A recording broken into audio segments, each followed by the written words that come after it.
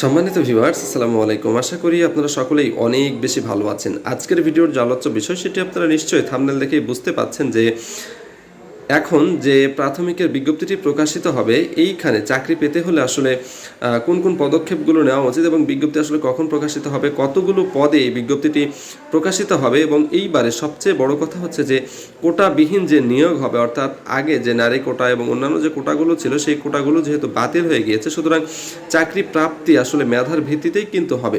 সার্বিক বিষয়গুলো নিয়েই কথা বলবো এবং আপনার পড়াশোনার ক্ষেত্রে কোন বিষয়গুলোকে প্রায়োরিটি দেওয়া উচিত সেগুলো জানার জন্য অবশ্যই ভিডিওটি প্রথম থেকে শেষ পর্যন্ত আপনাকে দেখতে হবে। আমরা মূল আলোচনায় চলে যাব তার আগে ছোট্ট একটি রিকোয়েস্ট, সেটি হচ্ছে আপনি যদি এই ভিডিওতে আমার চ্যানেলে প্রথম হয়ে থাকেন অবশ্যই আমার চ্যানেলটি সাবস্ক্রাইব করে পাশে থাকা বেল আইকনটি বাজিয়ে দেবেন, যাতে করে এরকম সুন্দর সুন্দর ভিডিওগুলো প্রথমেই পৌঁছে যায় আপনার কাছে। তো আমরা মূল আলোচনায় চলে যাই। দেখুন, প্রাথমিক শিক্ষক নিয়োগের যে 25 সালের সার্কুলারটি, এই সার্কুলারটি কিন্তু আগস্ট মাসের শেষ দিকে অথবা সেপ্টেম্বরের ফার্স্ট উইকে প্রকাশিত হবে, এটি হচ্ছে প্রথম কথা। এবং এই সময়ের মধ্যেই অবশ্যই প্রকাশিত হবে। অনেকেই মনে করে থাকবেন যে সকলেই হয়তো বলছে কিন্তু আরও হয়তো সময় লাগবে, বিষয়টি কিন্তু এমন হয়ে দাঁড়াবে না। অবশ্যই আগস্টের শেষ অথবা সেপ্টেম্বরের ফার্স্ট উইক এই সময়ের মধ্যেই প্রকাশিত হবে। তার জন্য এখন থেকেই কিন্তু আপনাদেরকে যথাযোগ্যভাবে প্রস্তুতিটি নিতে হবে। এবং এই যে বিজ্ঞপ্তি, এইখানে আসলে কতগুলো পদ থাকবে এটিও কিন্তু আসলে অনেকের প্রশ্ন। এইখান থেকে মোটামুটি অন্তত 35 থেকে 40 হাজার শিক্ষক নিয়োগ দেওয়া হবে। এবং এটি কেন হবে সেটিও বলছি, কারণ আপনারা জানেন যে প্রধান শিক্ষকের কিছু পদ, সহকারী প্রধান শিক্ষকের কিছু পদ অলরেডি সৃষ্ট করা হয়েছে এবং সহকারী শিক্ষক থেকেই কিন্তু এই পদগুলো পূরণ করা হবে। তাহলে সহকারী প্রধান শিক্ষকের এই পদগুলোতে যদি সহকারী শিক্ষক থেকে চলে যায়, তাহলে এইখানে সহকারী শিক্ষকের যে পদগুলো সেই পদগুলো কিন্তু ফাঁকা হবে, যার জন্য এই বিজ্ঞপ্তি থেকেই আসলে এই পদগুলো, শূন্য পদগুলো পূরণ করা হবে। যদিও সবগুলো পদ একই সাথে পূরণ করা হয় না, তথাপিও ম্যাক্সিমাম যে পদ সেই পদগুলো এখান থেকেই পূরণ করা হবে। সেজন্য এখন থেকে আপনাদেরকে অনেক বেশি সচেতন থাকতে হবে এবং পড়াশোনা করতে হবে। আচ্ছা, এখন প্রস্তুতির ক্ষেত্রে কিভাবে আসলে চাকরিটি আপনার হবে এবং কত মার্কস পেতে হবে।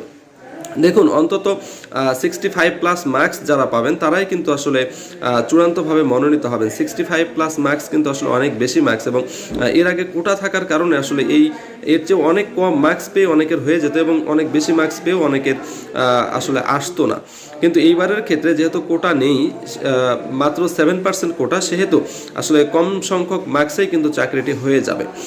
এবং পড়াশোনার ক্ষেত্রে আপনাদেরকে যে বিষয়টি ফলো করতে হবে সেটি হচ্ছে যে বিগত 5 বছরের যে প্রাথমিক শিক্ষক নিয়োগ পরীক্ষার প্রশ্নপত্র, সেই প্রশ্নপত্রগুলো আপনাকে প্রথমত অ্যানালাইসিস করতে হবে এবং সেইখানকার যে টপিকগুলো রয়েছে আপনারা দেখবেন যে প্রায় 70% কোশ্চেন কিন্তু প্রাইমারি শিক্ষক নিয়োগ পরীক্ষায় রিপিট হয়।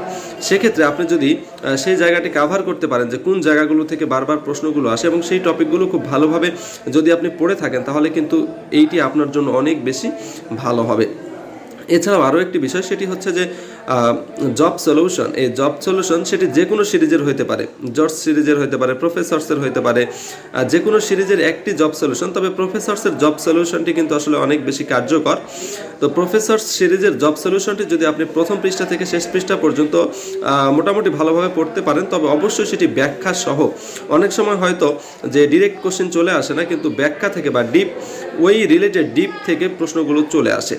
তো এভাবে যদি আপনি ব্যাখ্যা সহ জব সলিউশনটি শেষ করতে পারেন, তাহলে কিন্তু আপনার আর চাকরি পাওয়ার ক্ষেত্রে যে সন্দেহ সেটি কিন্তু থাকবে না। তাহলে প্রথম কাজ হলো আপনার যে বিগত সালের প্রশ্নগুলো সেগুলো পড়া বা অ্যানালাইসিস করা এবং কোন টপিকগুলো থেকে প্রশ্নগুলো বারবার আসছে সেই টপিকগুলোকে সিলেকশন করা এবং সেই টপিকগুলোকে ভালোভাবে রিকভার করা বা ভালোভাবে আপনার আয়ত্তে নিয়ে আসা। ঠিক আছে, এর বাইরে যে টপিকগুলো থাকবে সিলেবাসে আছে কিন্তু সেই টপিকগুলো থেকে আসলে বেশি একটা প্রশ্ন আসে না, সেই টপিকগুলো আপনার পড়ার কোনো প্রয়োজন নেই। তো এভাবে যদি আপনি বাদ দিয়ে একটু সাজানো গোছানোভাবে প্রস্তুতি নিতে পারেন, তাহলে অন্যান্যদের চেয়ে কিন্তু আপনার চাকরি প্রাপ্তিটি সহজ হয়ে দাঁড়াবে এবং আপনার জন্য আসলে অনেক বেশি ভালো হবে।